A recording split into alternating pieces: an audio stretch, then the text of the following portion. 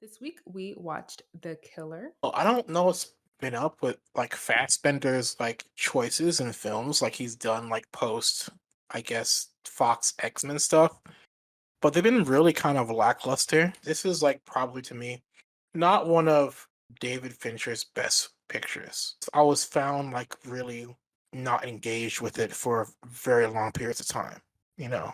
I thought this movie was kind of boring, which is like, I don't know. It feels like we're in a weird era with Fincher where like the movies are just not hitting the same way that they used to. Like this feels like a like watered down mine hunter girl with dragon tattoo Fight Club, like, just it feels like all his other movies that he's done, but not at that same level. We have all of those elements of those films in this, but it just doesn't carry the same weight. It's not as interesting. It's weird that, like, all of the elements are there, but something is missing. This movie feels very much like a Netflix mandated movie to a degree. Mm. I think this movie was produced by Paramount, I think. It started out as a graphic novel and it was in adaptation since 2007 with Paramount and Plan B.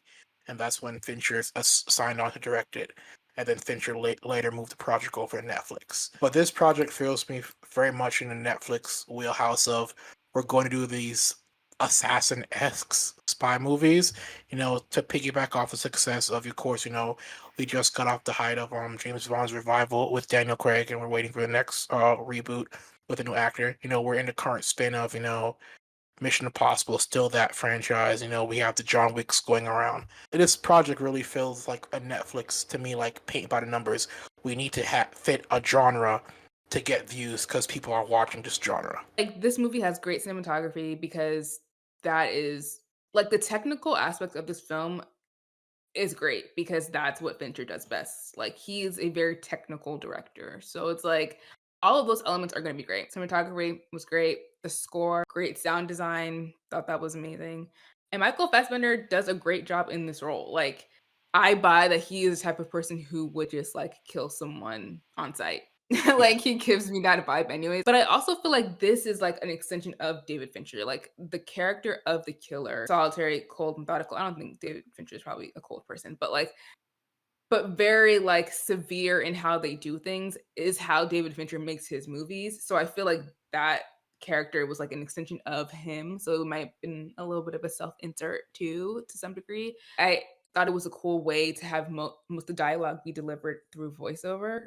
So this character only says like very limited amount of words, but like you're hearing the character's thoughts throughout the entire thing, which I thought was cool because again, that's a staple that Dave Fincher always does. You know, his voiceovers are kind of infamous. The thing about it is that like we don't know anything about these characters. Like Yeah. we don't know this guy's name, and then we don't know like anyone else in the world really. Like we get very like little glimpses of people, and then when we try to go back to his actual life, like what he's fighting for, we only see about like 3 to 5 minutes of like his real life.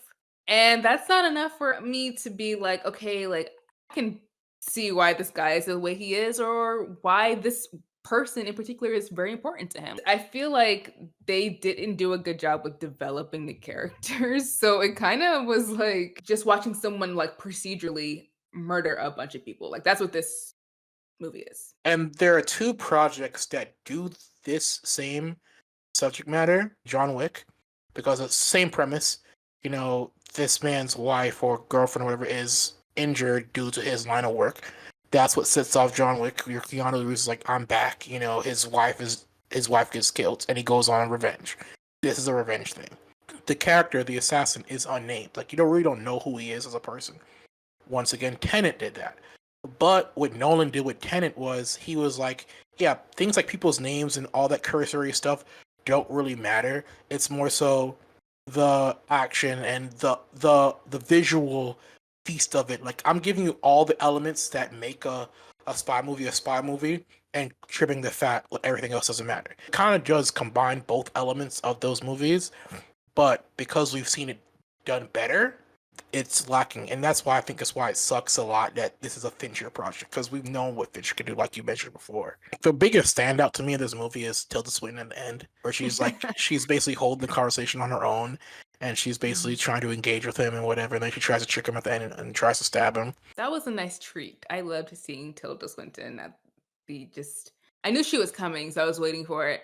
And then during that scene, it really does play all on her because she is carrying the conversation. I also thought it was interesting, the idea of like him buying the items like online, like some items to like enter people's homes or just to carry out, his day-to-day process of like when he's about to kill someone. Like it doesn't take a lot, and especially in America where you can like buy guns easily. Like it doesn't take a lot to actually murder people.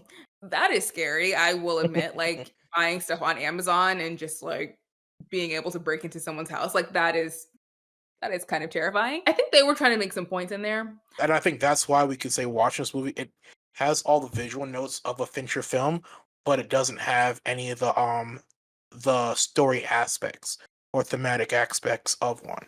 I feel like this is one of those movies where we love to give credit to directors and everything, but the direction can only be as good as the material you're left to work with from your writers.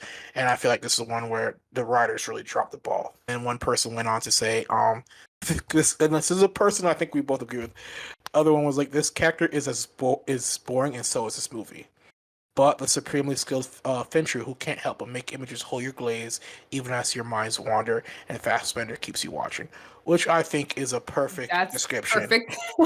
Fassbender's That sums it performance up. keeps you there, and Fincher's visual says it. They spent so much time setting up how like detached this man is. And then his girlfriend gets like, bodied in this because of stuff that he did. It was his fault. Then his whole morality of like not caring and whatever, it goes completely out the window because he's doing all this in revenge. What is your point, sir? I guess that was my question at the end of the day. It's like, what is your point? I What don't did I waste get 2 hours for? it. Right. Did you like that clip? Well, you can listen to the entire podcast because the 16mm Film Crew podcast is available on all major podcast platforms.